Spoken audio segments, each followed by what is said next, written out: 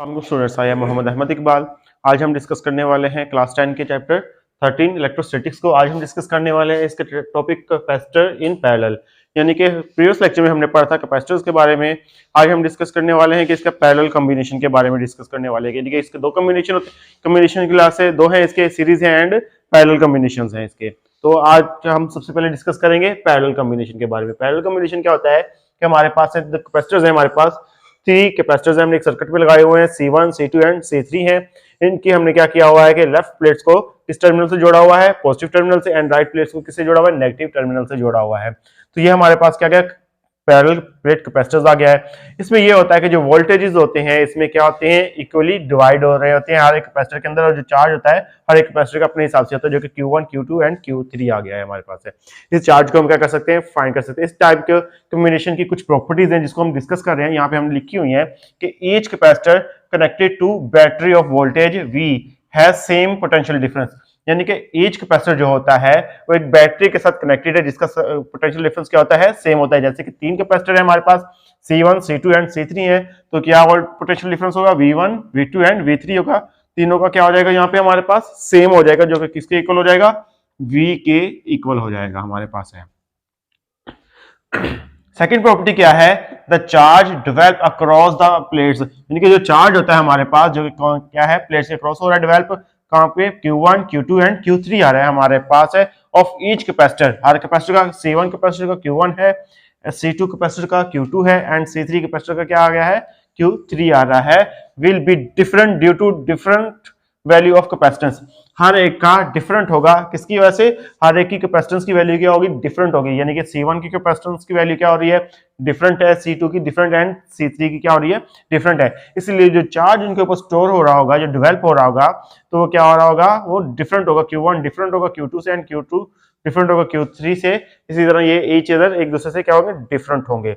अब third point क्या है हमारे पास इसकी प्रॉपर्टी में, total charge Q divided among the various capacitors, यानी कि जो टोटल चार्ज Q है, हम इसको क्या किया है, हम डिवाइड किया हुआ है वेरियस कैपेसिटर्स में। इसको हम क्या कर सकते हैं, फाइंड कर सकते हैं। कैसे, ये हमारे पास आ गया Q आ गया है हमारे पास, हम कहते हैं टोटल चार्ज है, ये किसके इक्वल है हमारे पास, Q1 प्लस क्या आ जाएगा, Q2 प्लस क्या आ जाएगा, इसके साथ Q3 आ जाएगा। यहाँ पे Q1, Q2 एंड Q3 आ गया है।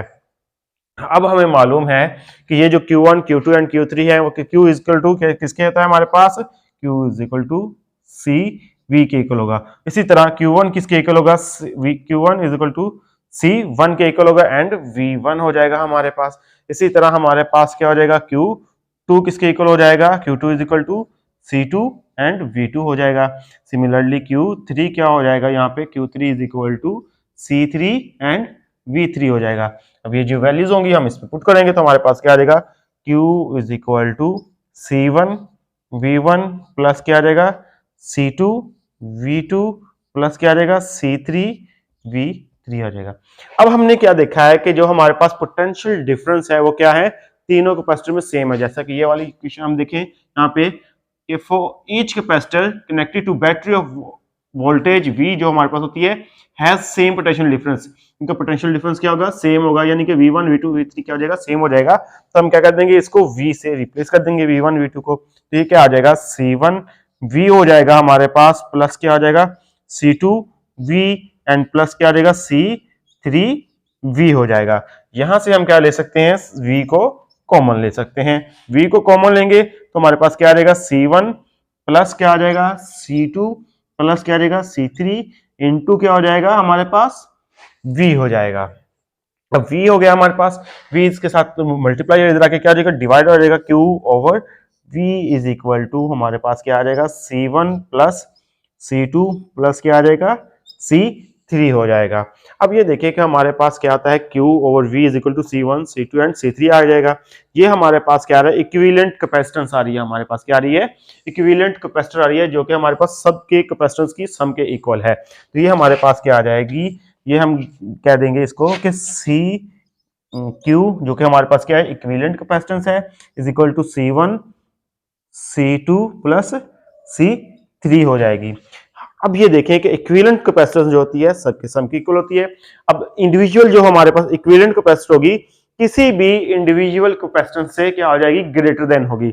अगर यहाँ पे हमारे पास क्या आ जाए, एन नंबर ऑफ कैपेसिटर्स आ जाएं, यानी कि हमारे पास पैरेलल कॉम्बिनेशन में क्या आ जाएंगे, एन नंबर ऑफ कैपेसिटर्स आ जाएंगे, बहुत सारे आ रहे हैं, तो हमारे पास क्या आ जाएगा, सी इक्यू हमारे पास क्या हो जाएगा, C1 प्लस क्या आ जाएगा, C2 प्लस C3 प्लस क्या आ जाएगा, सो ऑन हो जाएगा हमारे पास। यहाँ पे चलते जाएंगे क्योंकि हमारे पास क्या है, एन नंबर ऑफ कैपेसिटर्स आ जाएंगे, तो इक्विवेलेंट कैपेसिटर हमारे पास किसकी हो जाएगा, C1 plus C2 plus C1 so on हो जाएगा। तो इस तरह हम क्या फाइंड कर सकते हैं, इसकी कैपेसिटेंस को फाइंड कर सकते हैं फॉर पैरेलल कॉम्बिनेशन के लिए। ये था हमारे पास पैरेलल कॉम्बिनेशन, जो कि हमारे पास क्या है, इक्विवेलेंट कैपेसिटर किसी भी इंडिविजुअल कैपेसिटर की कैपेसिटेंस से ज्यादा होती है।